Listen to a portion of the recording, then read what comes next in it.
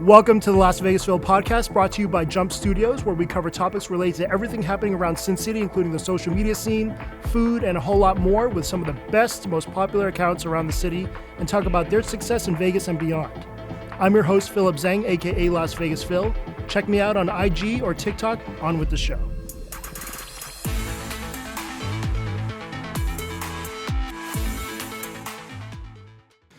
All right, welcome to this week's show. We've been on a little bit of a break here. It's only the second episode of 2025, but what an episode we've got. It's been a long time since we had a solo guest, but I'm super excited about this one. Daniel, better known as POV Husband on social media, is arguably the hottest food account in the world, continually going viral hundreds of times over with his creative approach to home cooking, making epic meals for his wife, Eunice.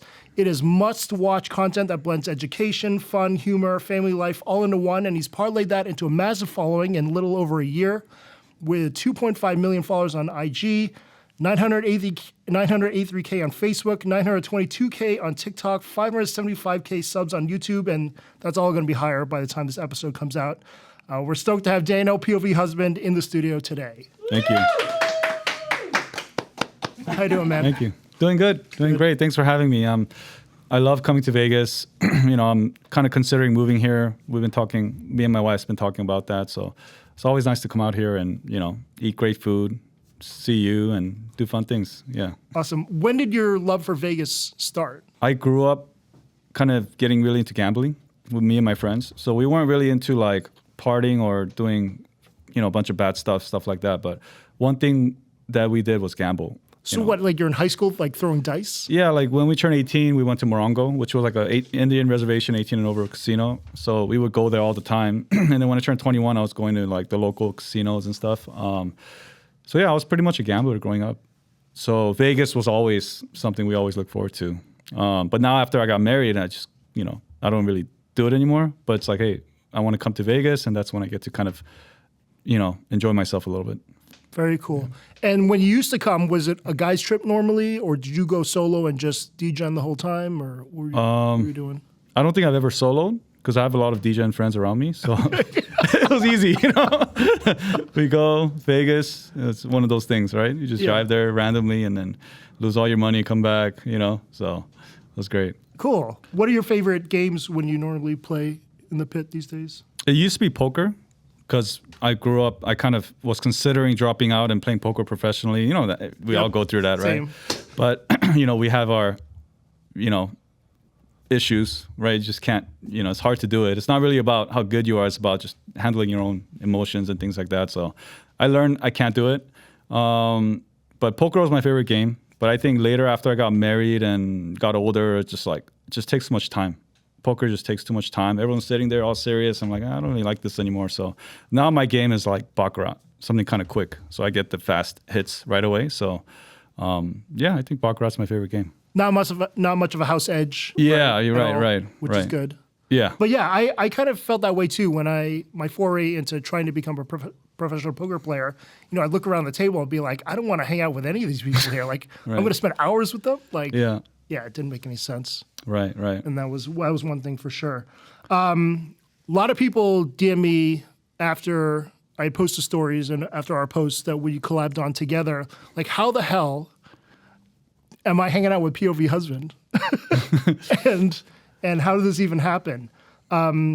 So you DM me saying that you were surprised I was following you, I guess. And then that's kind of how the ball started rolling, maybe late last year.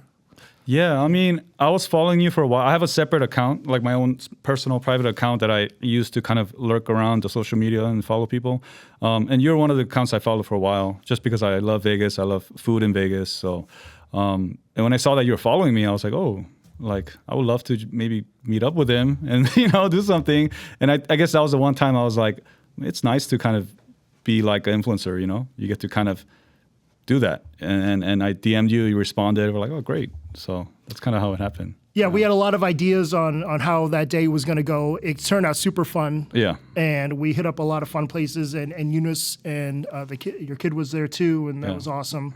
But the poppy steak video did pop off. Yeah. Like insanely, and it's so much so that it's now part of their menu. Yeah, I heard, yeah. So Yeah, Poppy. I have a rapport with Poppy, so I can just DM him and he'll just set stuff up. Fortunately, but they had built this cart based on one of your posts with all the hanging meats. Yeah. And they didn't tell me what was going to happen. They spent all day putting this together, rolled it out, tomahawks, live crab, caviar, all this stuff. And we collabed on a post. It went crazy. I think, a few million views. And people started asking for it. So they just made it part of the restaurant. They charge $5,000 for the cart now. And I see them posting the stories on the cart all the time now. I mean, they're printing money. I mean, you should get a royalty.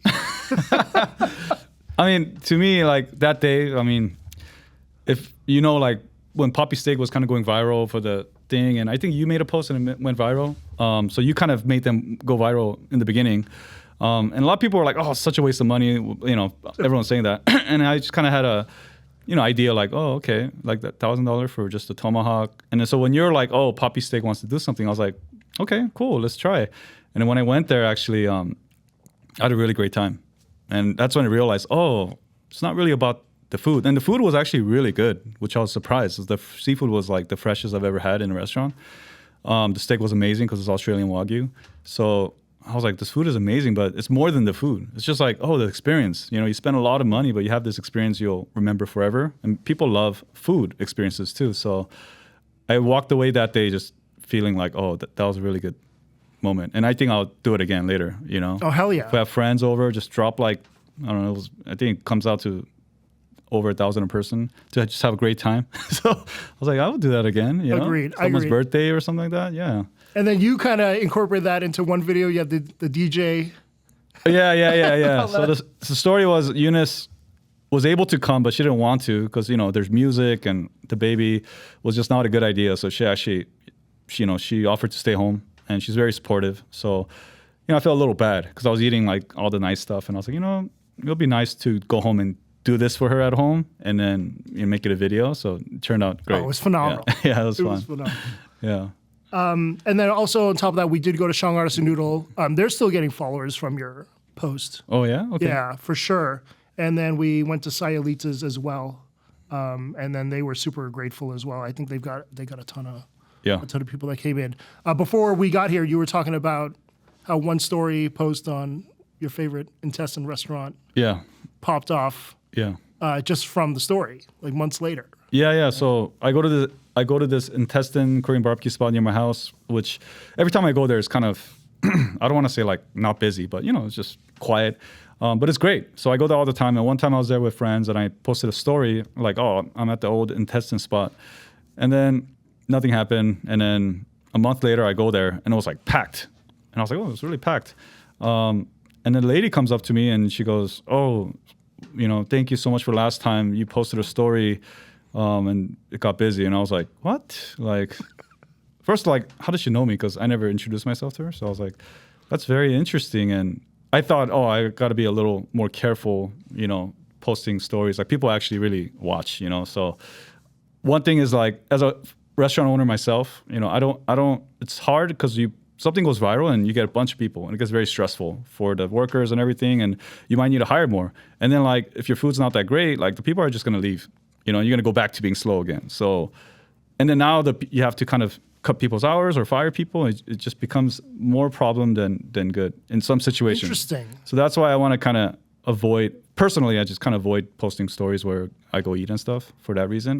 Because I saw it happen to restaurants where I live in LA, like, it'll go viral on TikTok and it'll have lines out the door for 3 months. And then now it's back to, where it was. So, but in some situations, the restaurant's great and it just needs a little publicity and all it takes is one post and then they stay busy. So, but I think that's a good idea, especially with big creators. Like you need to have it aligned with the restaurant. Hey, I'm posting Monday night, so be ready Tuesday.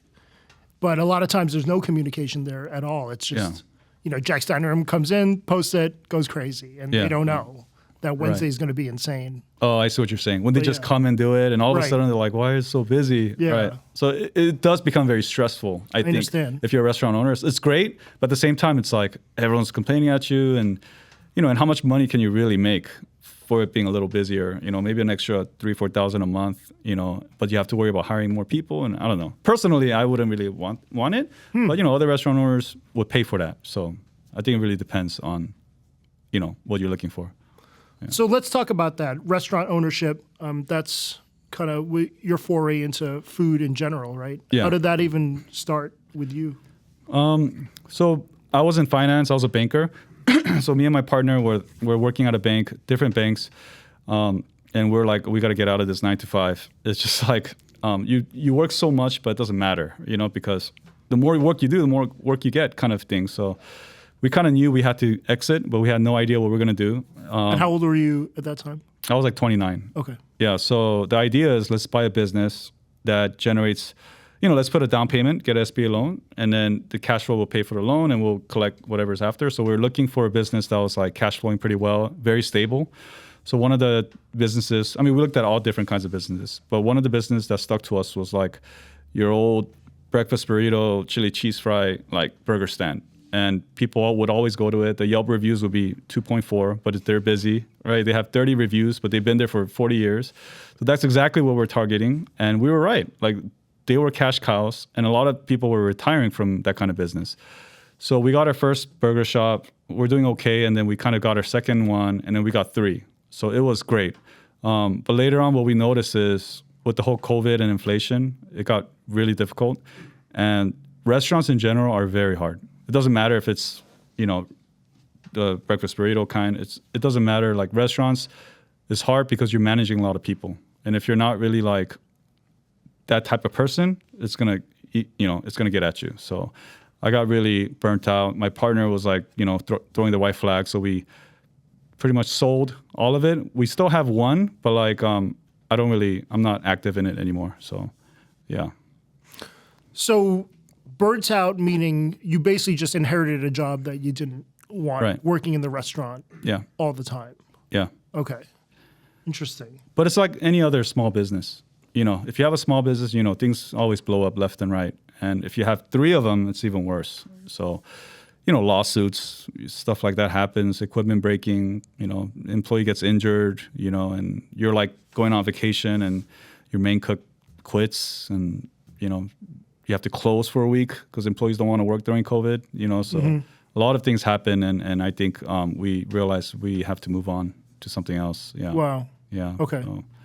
So 2025, you would not recommend people open a restaurant? Opening a restaurant, I think, is even harder.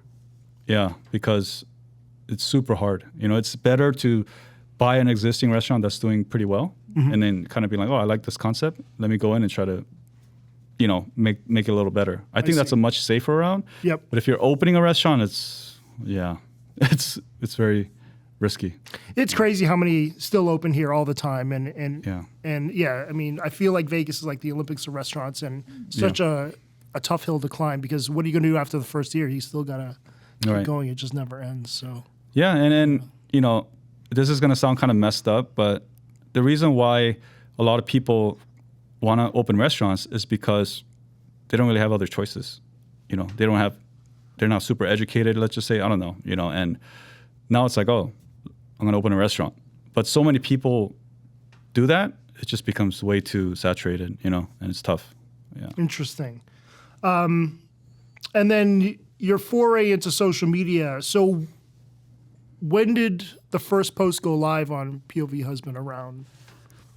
Yeah, so basically how it happened is, I sold the restaurants. We had one restaurant still, but it was a very small, we weren't making that much money. And when the restaurant thing was kind of blowing up, I bought a house, and then I lived there with my mom, and then I got married, so I bought another house to kind of move in. So I had 2 mortgages. So with the 3 restaurants doing well, it's like, I could manage, it's not that much. And then once we sold the 2, like, we're very confident we're going to go into like real estate investing, and but with the high rates, it's like very hard to do anything right now in real estate. And the other 3rd restaurant became much slower with the whole inflation thing. So all of a sudden, I found myself kind of in a really tight spot where I was burning $8,000 a month, right? I had like not so much saved, so I'm like, oh shoot, I got like 12 months. I better get a job. So I was like in a really tough spot. So I try to get back into corporate. Because I mean, I always told myself I'd rather, jump off the bridge than go back to corp. But I was like, all right, let's go back to corporate. Wife's pregnant, let's do it. I don't care. And then I got rejected, right? So I was like, yeah, I remember it was like a younger lady. She was like HR, and she was like, you've been out of the job for like 5-6 years, so we're gonna have to, put you at a lower position. We can't give you like the VP title. We'll make you like something. And I was just like, oh shoot, like I felt so whack, So the gap really affected. Yeah, if you're out of the job, they kind of like demote you, So, but I didn't get the interview, so I was like, okay, I really got to figure something out. So I was cooking to save money, and then what happened was I was like, oh, I could just upload on TikTok and make money. So I was like, I posted a video on my personal IG of me just cooking, like intestines or something, and I uploaded on my personal account, and I was like, wait a minute. I'm just gonna make a separate account and try to make a TikTok or something. So I created TikTok, Facebook, YouTube, everything. And I just posted me just cooking because I'm like, I'm already doing it twice a day. So all I need to do is just put a camera on my, chest and then just edit it and just upload it, right? I'm already doing it. So that was the easy part. I didn't need to like think about creating content. So that happened. And the name, when I first started, it was actually called ED Langham. So it was END, so Eunice and Daniel. Oh, okay. And Langham is like, we make a joke because we went to Langham Hotel in Chicago and we loved it. So it's like END Langham. But the thing that's weird was I wasn't showing my face and everyone thought I was white because they read Ed Langham. Right. Like, imagine people calling you Mr. and Mrs. Lingham. Yeah, and they're like, oh, what is this like white guy making Asian food? I was like, okay, this is not a good name. So I was like, what should I name myself? I kept thinking. And the name I came up with was, I'm doing POV. And originally I wasn't going to show my face. So I was like, I'll do POV and I'm just a husband, cooking, doing my thing. So that was kind of how the name came a couple months in. And I was uploading like twice a day and videos started picking up here and there. And I noticed the videos where I kind of like went all out, did really well. And after Eunice gave birth, I did the sushi omakase thing, which was the video that got me, over 100K followers, that one video. And that's when I realized I was like, with the whole menu presentation thing. And I'm a big foodie, I go to omakase places, and like sometimes they give you a paper with like all the items you're gonna, the 19 courses. Yep. So I was like, I'll just do that, and people loved it. And I was like, I'm gonna double down on this idea. I'll spend money on the food and I'll try to just entertain the audience. People love it, So I just doubled down on that kind of content, and it worked out. Yeah, incredible. The Tomahawk as well went crazy, and most recently the Serenity Steakhouse one with the tomahawks and the crab and all that, and you gave him the check at the end. It was pretty cute. Talk to me about concept, setting it up, getting all the props. Mm-hmm. Like how long did Serenity Steakhouse take? So I mean, every once in a while I try to put up like a big video, and that takes a lot of preparation.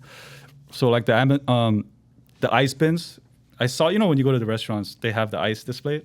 So I was like, man, it would be nice if I could do that at home. So I was looking it up, and I found it, but it was like $550 for one. So both of them was $1,100. So I bought it on Amazon. I had to wait for it to come. So I was like, great. And now once that's here, I just, put it together. I already had like 6 tomahawks from the last video when I bought the whole rack for like $900. So I was like, okay. So I'll just hang it up, and then I had a lot of free caviar that comes to me, so put the caviars, the lobsters, and it was just like, that would be a nice video. And have the moms come, do a menu. The moms loved it, because they wanted to try the king crab after the whole poppy and when I did it for Eunice. Right. So I was like, She want to ask about the DJ, new DJ today, right? So with the whole bill, and the bill is reflective of like how much you might pay if you're actually at a restaurant, which is also kind of, I try to make it very realistic. And a lot of viewers, we all eat and we all know, right? So when they see it, they're like, oh, this is funny. Oh, hell yeah. Yeah. And then, I was having a really good kick off the win rewards thing. Like at the end, I was like, oh, I think that's so funny. I was like cracking up on myself. Right. Yeah. So good. So, what do you do? So a lot of comments are like, what do you do with the equipment? Yeah. After, is it all just piled up in your garage, or what do you? Yeah. So it kind of, I have an attic where I store a lot of my equipment. Okay. And in the beginning, I was returning a lot of it, and I felt really bad. There was one time I bought this big briefcase for $300, right? And I did this whole Shabu presentation, and I put stickers on it, and like the stickers won't come off or whatever. And because I was kind of broke when I was starting it, so I didn't really tell anyone, but I was returning a lot of it, and it started to kind of pile up. Like I started feeling bad because it's like mom and pop businesses. And when I returned that I remember I returned that briefcase in Whole Foods, and I felt really bad because it's like a $300 briefcase, and that guy he probably wouldn't be able to use it after that, or he or she or the business owner. And after that day, I was like, you know what? I'm not going to return stuff anymore. So whatever I buy, I'll just store it. And then I have like a separate room where I store stuff. And I'm thinking of changing my garage into like a, equipment kind of room, space. So yeah. So actually what I did is that briefcase, I actually bought it again because I was like, I'm just going to buy it and keep it. Yeah. So yeah, it's stored in my house. All sorts of places. Yeah. Crazy. I can't imagine. Yeah. Was there a moment where, for you and Eunice, where it went from just posting on social media to like becoming, like when did it become a business? I would say more recently, because for me, it's like I established a corporation, so I'm expensing and I'm having income. And the way I see it is like, if I spend like $1,000 on a video, most likely I make that money back through AdSense, YouTube, Instagram, TikTok. Mm-hmm. So I kind of look at it as a business. And on top of that, you get followers and you get brands that want to, reach out to you. So it works out. It's just hard to kind of spend $1,000 on something, so, with a great unknown of what. Right. Yeah. Yeah. Happen. That's but true. I kind of like had to develop this mentality of, let's just kind of think crazy. And it always pays off in the long run, I think. Yeah. So I think that's good advice for any creator, to think crazier. Yeah. Yeah. Yeah. I think if you just kind of like find something you believe in strongly, whether it's opening up old cans of MRE from the past, or there's just weird channels, but you feel very strongly about it and you really put in a lot of work, I think you build an audience, quickly like that. So for me, my big thing was like I just hated going out and spending money on restaurants. I just hated that. So I was like, I could do it at home, and it might even taste better. So I was just making videos doing that. But now it's different now because like we're making money. So it's like, I do want to spend some money now. Go to steakhouse, Is there one video that was the most expensive so far? Or is 1,000 the cap normally? Yeah, so the video where I had a DJ come over, that was probably my most expensive video because the DJ was $1,000. The king crab was $1,000. What else did I have? The caviar, he gifted it to me. But I remember the tomahawk was $1,000. So that video easily was over 3,000. Yeah. Damn. So that was that one video. I was like, oh shoot, this is. But the tomahawk, I still have it. Yeah. So I need to. It's helping me post content now because I need to use it up. For sure. The tacos looked great. Yeah. So that was a hard pill to swallow. I was like, and I don't like reaching out to people and be like, hey, I want to do a video. Do you want to give it to me and I'll feature? Like the thing. I just didn't really like doing that, so I'll just like pay for it. So the DJ too. I didn't say like, hey, would you want to do something? I was just like, how much is your rate? Okay, 1,000. All right.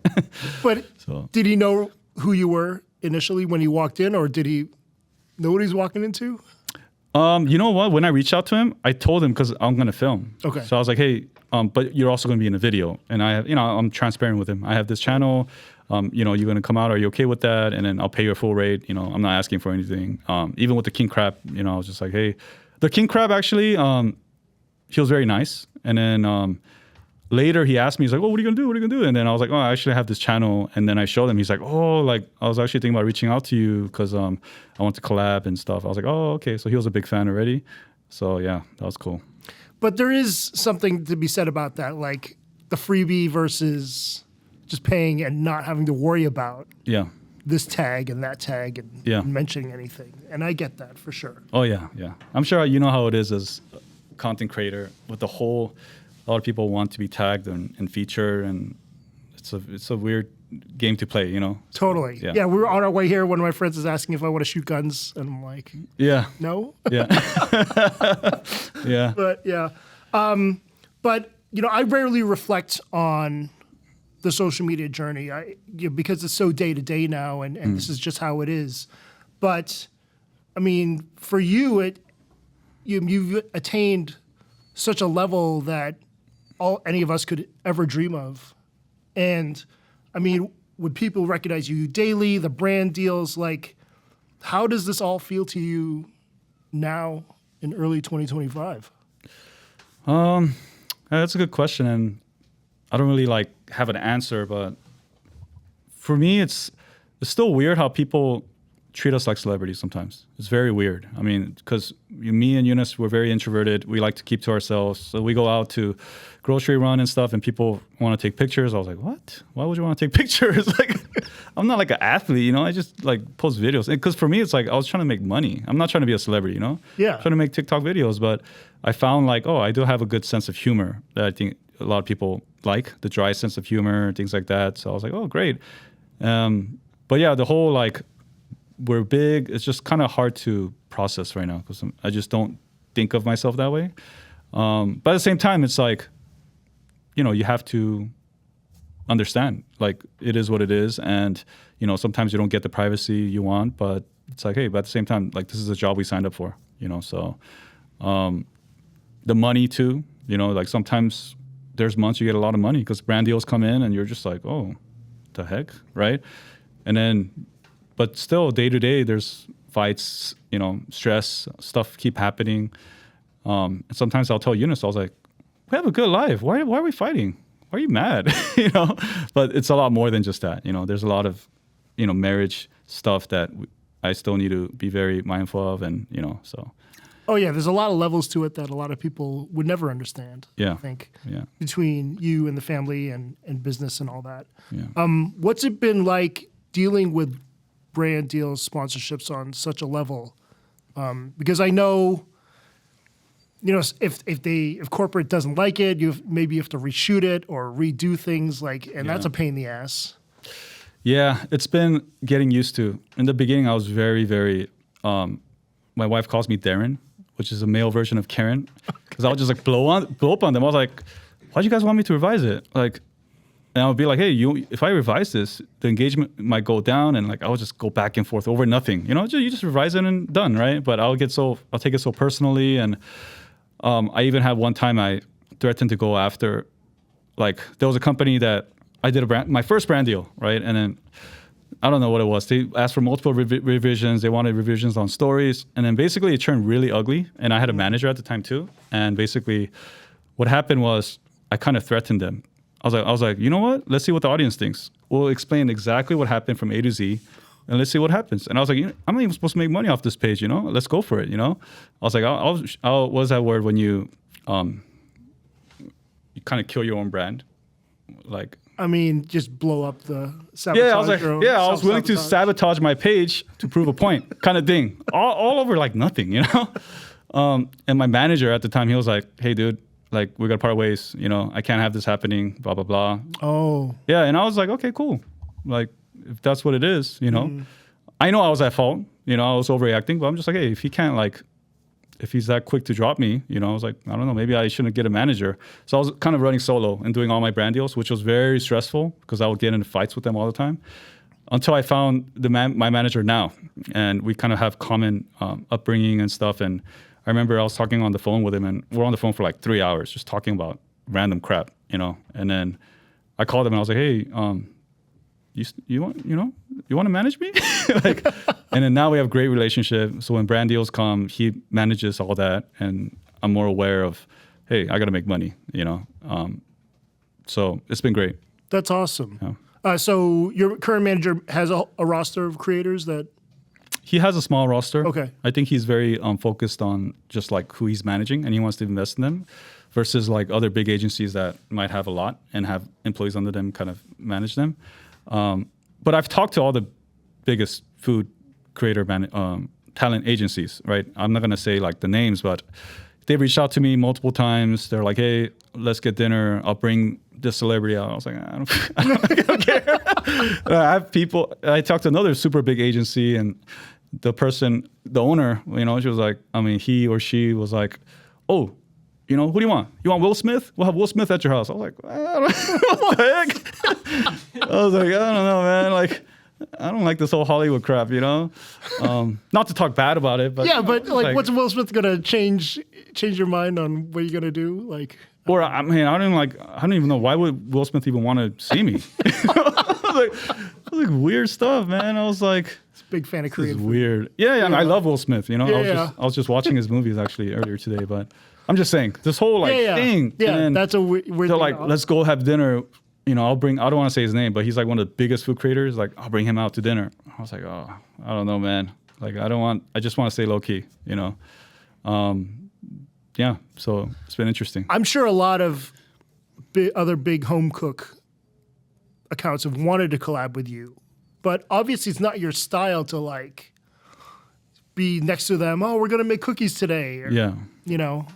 I mean, I'm down to collab, but it's just like, it's hard to do it with two creators, as you know. You know, everyone's schedule is very busy. My schedule's busy. The other creators' schedule's busy, and I have a family with babies, so it's very hard to kind of schedule it and do it. But I was kind of talking back and forth with other creators to kind of do a collab. So we'll see if it happens. Oh, cool. If not, so but I'm open to doing it. Yeah. Would there be like a dream collab? Anybody? Dream collab? I don't know. That's a good question. Well, collabing with you to do Vegas food was a good one. So, yeah. Yeah, it was amazing. Yeah. Or like collabing with like a, you know, gambling kind of thing. I think it's fun. Oh, Vegas Matt could be amazing. Oh, yeah, I follow That him. could be crazy. Yeah. Yeah, I don't know. Okay. Let's talk a little bit into technical stuff. When you're shooting, you have the phone is attached to your neck, chest? Yeah, it's in my storefront. Yeah, the one. Okay. Yeah. And then why that instead of Meta Ray-Bans? Any reason? Meta Ray-Bans I actually found out about later. It kind of came out later. And the iPhone has great quality. So I just want to I wanted to make it as easy as possible. I didn't want to like have to do stuff and import it because you start doing too much of that, you get burnt out. You're like, oh, I got to edit it. And then you have to take the SD card and do all that. So for me, it was like, I want to do it so that I'm just doing it on my phone while I'm just lying down or something. Because I have to do this 1 to 2 videos every day. So I was like, this is a marathon, you know? So I want to just focus on what's the easiest way. And, you know, iPhone's great. So I just stuck with that. And initially when I did that thing, it was shaking like crazy, you know, where I was like filming 2 down and up. But I got like so good at it now. Like sometimes I hold it when I'm doing something. It's really smooth when you're going. Yeah. So, and then, you know, it's my style now. So people like it. And people actually like POV cooking. And I found that out because there was a channel that did POV. He was in there's channels that has POV of a cook just doing their thing with like a GoPro. And those channels get a lot of views. It's kind of like relaxing. So I kind of did that with the phone.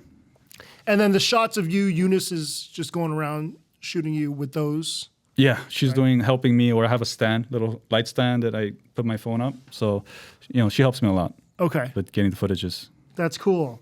Time management. You know, you're a dad. How often are you shooting these days? 5 days a week or every day now? I want to shoot once a day, 1 video a day. That's kind of what I want to do. But I would say maybe 5 videos a day. Because sometimes there's videos that require a lot of work. So I have to just set aside 1 day to just prep just for that tomorrow video. So yeah, time management is difficult, and I'm very lucky to have Eunice. She's very supportive, the most supportive wife I could ask for. And she takes care of the baby like 95% of the time. And I try not to show it on social media too much because I don't really do the baby part too much. So I feel really bad. But yeah, I just told her, I was like, you know, let me put my head down and just really do this social media thing for the next couple of years and try to get us, you know, a good foundation going. And she's been nothing but support. Yeah. Yeah, I feel the same way with my wife Ayumi. I mean, I wouldn't be able to do what I do without her. Yeah. As help, as a sounding board, as creative ideas. So I think it's important, you know, when you're doing this for a living, to have that support one way or another. Oh, definitely. Yeah. And not just, you know, you understand, things happen and times get hard, and it's a roller coaster, you know, and there's a lot of worries here and there, and when you have someone to really have your back and talk you out of things and be like your therapist, it really helps, you know, definitely. Very true. Yeah. What does Eunice think about being the star of so much of the content? And I think that's great, because she doesn't want to be a star. And I think that's also great because the audience is like, knows she's not really into it, but that's why it's fun to watch her reactions because it's just real reactions. She doesn't like to be star of the show, but she understands, it's the content we make. But she's been supportive all the way. So that's great. Yeah. Her reactions are always, I think a lot of my audience that's like females, they love her. So. Oh yeah. I was witness to that at Shang Artisan Noodle. Like a couple of the people like, oh my God, you must be so like the luckiest wife in the world, all this stuff. And, meanwhile the boyfriend or husband's like, oh God. Like, yeah. But, I mean, she must get that all the time. People are in the impression that Eunice is the luckiest wife. Yeah. And the comments, it's like, oh, she's literally the luckiest wife. And I kind of feel guilty because, I don't treat her like the best, right? No, I treat her well. But what I'm saying is, we have our fights here and there, and I make all this extravagant meals for content. I'm not doing it when the camera's off. But if I wasn't a content creator, would I cook every meal or prepare every food? Of course. I've always done that, But would it be like crazy king crab or caviar? No, because, she doesn't even like caviar. So I feel a little bit conflicted. I was like, I don't think my audience really understands. I'm just doing this for content, guys. Like, I'm not a great husband. I mean, I might be okay, so that's another. They want to live vicariously through the whole fantasy of that. Yeah. She actually doesn't. She likes very simple food. Okay, so what do you cook for Eunice on a regular day if you weren't filming? Kind of what I cook in my other videos. It's kind of basic stuff like chicken parmesan, or we do a lot of Korean food. I like to try stuff too. So I try to make something for the first time. Fish sandwich. She likes fish sandwich. I'm pretty good with like breakfast stuff because the restaurants I used to own were like diner, fast casual breakfast. So like steak and eggs, breakfast burrito. Those are stuff I'm kind of good at. And she enjoys those stuff. Like she's not really big on the whole, the fine dining stuff. Right, the grandiose. Yeah. Interesting. Did she have a favorite meal of the shoots that you've, like, personal? Yeah, I mean, there were some that kind of come to mind, which is like I made Korean pork belly, it's called posam, and that one was really good. One time I made birria tacos, which was really good, and I think that was, posam, birria tacos. I made like fried chicken with like Korean spicy sweet and sour sauce, which was great. She kind of likes like street food type of foods. Okay. Yeah, I think those ones were a good hit. Yeah. Very cool. So how far ahead are you looking into 2025? Like what is next? What else do you want to do? Yeah, I mean, that's something I've been thinking about actually the past couple months because, as a content creator, you always have to kind of innovate. If you create the same content over and over, eventually your audience kind of gets tired of it. You see it happen, right? It's just like people move on. It's like, oh, this cool guy, he cooks for his wife. And then after a while, it's just like, they move on to other people that are going viral. So for me, I'm not sure. And I don't know if I want to continue doing POV cooking, all the time. I think I want to just kind of do a little more storytelling, do a little more just kind of like lifestyle kind of content, if it move to that. Because that's also great for brand deals, and I think being a home cook content creator is hard because so many people are doing it right now. So many people are getting into it and doing food content creating. But one thing I want to say to that is it's tough because brands don't like home cooks as much. And the kind of brands that do, their budgets are pretty low. And the brands that, brands are looking for something, right? They're looking more for like a lifestyle creator than someone that's just creating, making a pasta close up. There's no, personality. It's just about the recipe and the food. And it's hard for brands to kind of pay money to be featured on that kind of content. Versus someone that's like more lifestyle, I think they attract a lot more deals. So I think I want to kind of go more towards being like a lifestyle personality type of content than just doing food and recipes into 2025. Yeah. One that I really loved was the workout one. Yeah. Where you blended your gym workout to what you were doing. And I thought that was a really cool mix of both. Yeah. And yeah, if it goes in that direction, I mean, that would be phenomenal. Yeah. I think entertainment factor is huge.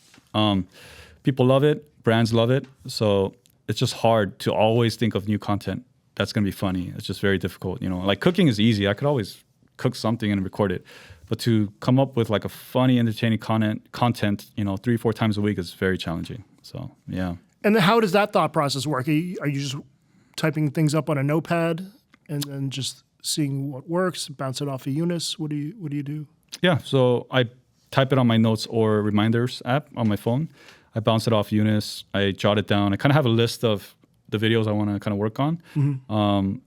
And yeah, there's a lot of preparation and thinking involved. And, I'm like on social media, trying to get ideas, or I go somewhere, I go to a restaurant, I get an idea, So for now, the whole restaurant at home kind of thing, it's fun. So that's something I want to continue doing. Yeah. Was there ever a piece of content that kind of like behind the scenes went straight to hell, but nobody knew about? I'm sure there was. I can't think of the video, but or never made it to posting, because I know that happens for bakers, like the dough didn't cooperate or something like that. But I don't know for you if anything like that ever happened. Well, I think my page is great because let's say I create something and it just turns out horrible. I post it and people love it, right? Okay, so that's true. It's like it's refreshing. Yeah, like some food creators, it's real. Every time they make something, it's always true. Like right? But you don't know if it's like real or not, right? Right. But like also that helps with the engagement because they're like, oh, I want to see if this one's going to taste good or not. Whereas if it's like today we're making something, chop, right? And at the end, it's like there's nothing to really look forward to in the end, right? So that your retention rate might go down if you present your food in the beginning like, and then swipe, right? True. But for me, it's more like, oh, what is he making? Is the wife going to like it? And then at the end, it's like the real result. I think that kind of helps with the engagement. So yeah, if I try to make everything good, and if it doesn't turn out good, then I'll just upload it, and then the reaction will be funny. So I've been doing that, yeah. And then if no one's, checked out your YouTube channel, you really peel back the curtain, I think, in a lot of ways with your long format stuff. With the personal stuff, you talked about restaurant ownership and business. Talk to me about your YouTube channel and how you kind of wanted to have that be presented versus TikTok and IG. Yeah, I think long form is great because it's a sustainable form of income if you have views.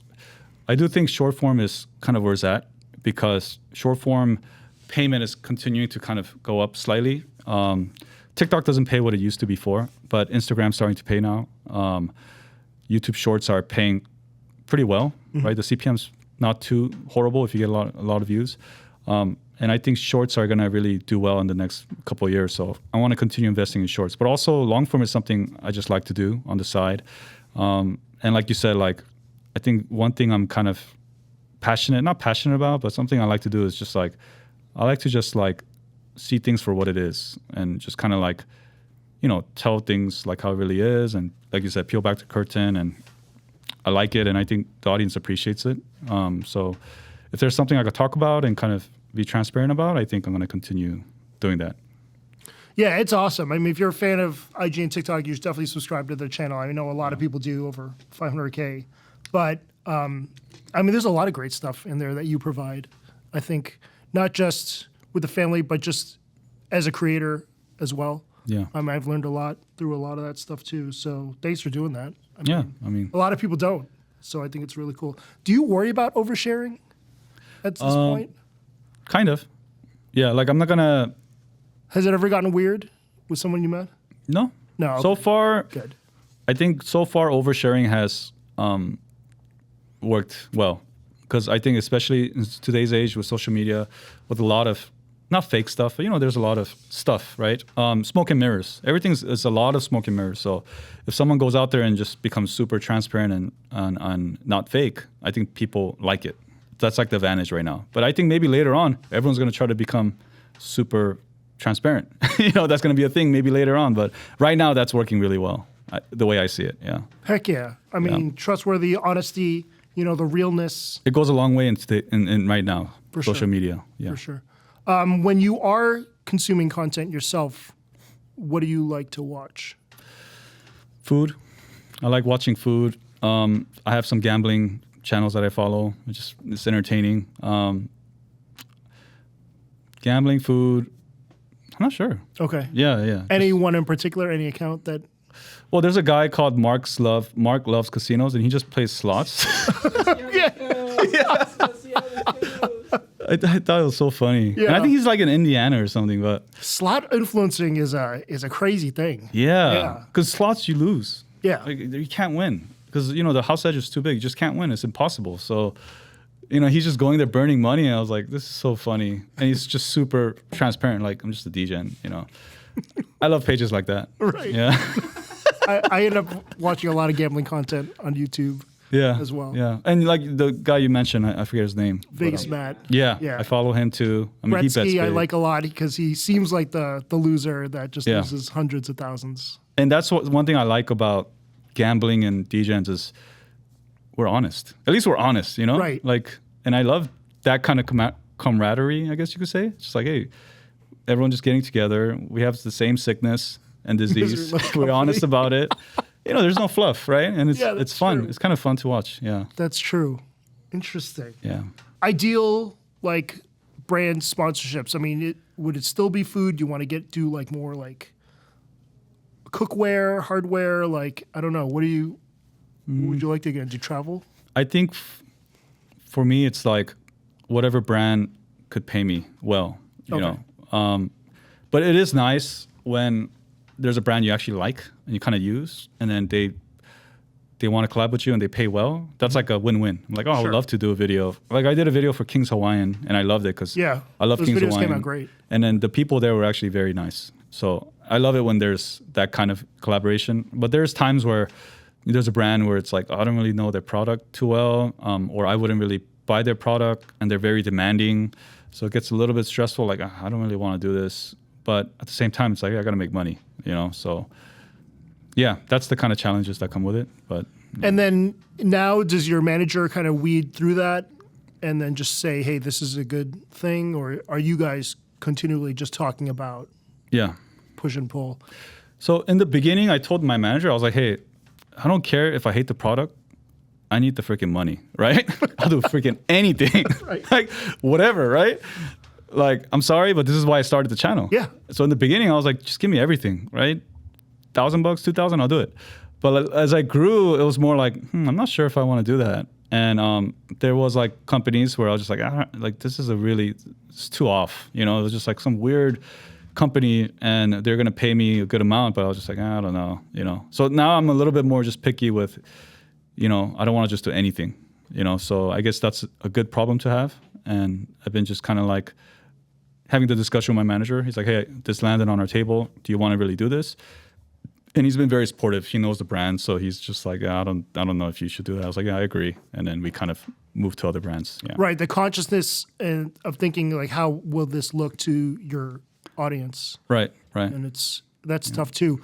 Are the rates for posts and what you're presented wildly is it like a wild range, or does everyone know at that point, like if you have this much million, like this is the standard rate? I don't know. That's a great question. And I wanted to make a post about it later on to kind of go through all the details, but it's so new still that the rates are just all over the place. So there's like a mom and pop company that would contact me and be like, hey, can you do a reel for us? We'll give you $500.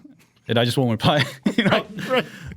So it's all over the place. It's all over the map. But if you're like an established company that's done it before, like there is certain rates, but you set the rate. So they ask you, what's your rate card? And then I say the rate and they'll just be like, oh, that's over our budget. But other companies will be like, okay, that works, right? Or they'll negotiate a little under or something like that. So right now there's no like standard rate because this market is very new, this shorts social media. I think long form is a little more established. Like they go off the CPM of, average video views. But short form is just kind of all over the place. But I've heard I don't charge this much, but I've heard creators in the millions, they'll charge 6 figures for one video. Yeah, like 100, 150K. But they're big. Like they have a lot of followers. You know, they're like combined followers is over 10 million easily. I've heard a creator charges high as 300K for one reel, but it's more like he or she just don't want to do those brand deals. They're more focused on like their business or something. So they're like celebrity status. So if I've heard rates that high, and rates could be as low as however low you want to take it.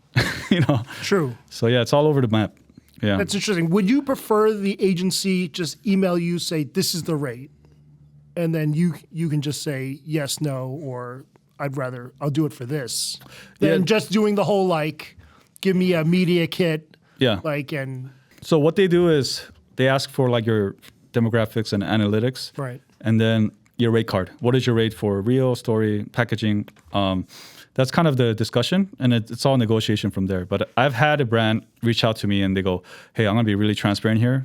We're working with a set budget, and our budget is $15,000 for one reel, right? So if I had a brand reach out, but it wasn't even like we want to do it. It's like, this is our budget. Would you be interested? And we have to go back and discuss it, you know? And just out of curiosity, I respond back. And I was like, hey, I'm just being really transparent here. You know, like my budget's set. I just repeated what they said, but it's $35,000. And they didn't get back to me. So I was like, oh, okay, that didn't work. I was like, oh, they were serious, huh? Okay, so next time I get something like that come in, I'll just be like, okay. Because I don't know if they're just like, negotiate. That's part of the negotiating tactic or not. So that's just to give you light on the kind of rates that happen in the background. For sure. So, yeah. Yeah, I mean, I prefer they shoot me like the actual number, and then I can just reply from there instead of just me choosing what it'll be. But fortunately, there's a lot of creators here that I can talk to because they got the same email and things like that. But are there any content creators that you talk to about finance, like money or anything like that? Well, if you have like a social media manager, they know. Okay. They deal with all that. So they're a very good source to kind of pick from. But yeah, like you said, usually when you negotiate, you never want to be the person to mention a number. That's kind of the rule if you know negotiation. Yeah. So they always want to have you get the number first. So yeah, they always try to do that. So me and my manager, we just kind of start high and then see where it goes from there. Okay. How much back and forth is there normally? Like, has it ever been like the sixth emails like, okay, we'll do it for this now? You've kind of met in the middle? Or is it a lot of like, you counter with the rate and you never hear from them again? All of the above. Okay. So yeah, that happens. We go back and forth. It's funny because there was a time where, I was like 100K, 200K, and then like I kind of blew up after the steakhouse video and I made it to the million range kind of quickly. Like I got 1 million followers in 1 month. So it was just like crazy what happened. And then like this brand that was working with Amazon reached out to me and I was quoting them like 1,000, 2,000 a video before 3,000. And then this brand agency came and they were like, hey, what's your rate? We have this video for Amazon we want to do. And I'm just like, I was like 10,000. And then she replied, she was like, okay. And I was like, okay, what the freak? What the freak? It's too quick. And then another company, asked me the same. I said 10,000. And they were like, okay, that works. And I was like, oh, hold up, man. So I was like, I better get a manager. So I called up the manager. I was like, hey, you want to manage me? Because I was like, I gotta, like, as much as I'm confident in my own way to negotiate and stuff, because I've done that a lot, but I was like, I gotta team up with someone that knows what they're doing. And now it's more like I just let him handle everything. I don't really get involved. Yeah. Until the documents are ready to sign. Yeah. That's awesome. Yeah. I mean, that's all my questions there. I mean, Daniel, thanks so much for being on the show. I really appreciate it. Yeah. And thanks for all your insight. And it's really cool just to hear things from a creator on such a stratospheric level that, it's just awesome to hear about. So thanks for sharing your story. I'm happy to be here and always nice to catch up with you and excited to do my first podcast here because now I guess I'm trying to get used to it. And you saw the video where I got scammed, right? Yeah. Yeah. Oh, well, yeah. And then they offered you like $3,000 to be on the show? Yeah. Oh, yeah. So There's a scam going around right now where they'll impersonate like a famous person, like a personality, and they'll be like, "Oh, just come out to our podcast. It'll be online, so you don't even need to show up in person, and it's paid." And they'll say like 3,000 to 5,000 just to, and they'll like, you'll get paid before it airs, before they film. So I was like, this sounds really good. And I was like, all right. And then it's a scam because people don't pay you to come on podcasts. I don't think that's a thing. Oh, it is a thing. Oh, it is? Yeah. Oh, okay. But basically, I learned usually if it's Gmail, it's probably a scam. So, anyways, that happened, and then they connect to your computer through Zoom, and then they do something with the Facebook. They invite themselves. Basically, they get Facebook access, and then they reach out to your followers asking for money. Like, oh, I'm in a tight spot or something. Yeah, and it works because people love you and people follow you.